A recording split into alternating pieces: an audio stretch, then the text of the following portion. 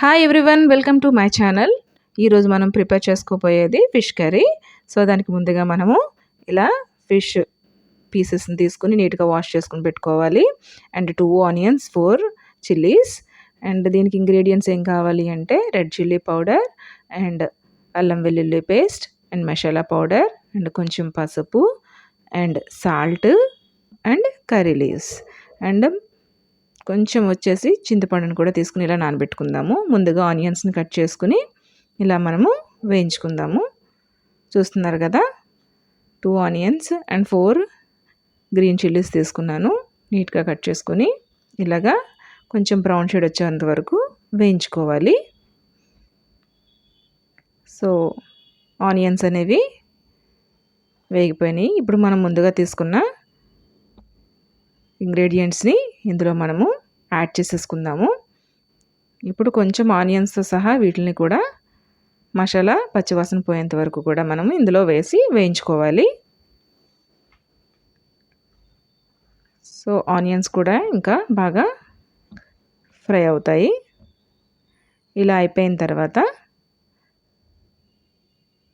మనము ముందుగా చింతపండు నానబెట్టుకున్నాం కదా, దాన్ని ఇలాగా 2 బౌల్స్లోకి రసం కింద తీసుకోవాలి.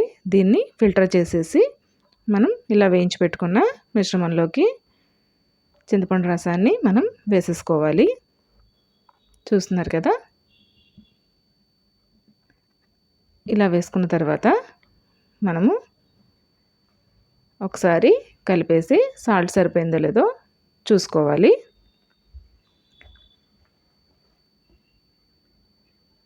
సో అయిపోయిన తర్వాత ఇలా బాగా కలిపేసి కొంచెం సేపు దాన్ని మూత పెట్టేసి వదిలేస్తే అది బాగా మరుగుతుంది.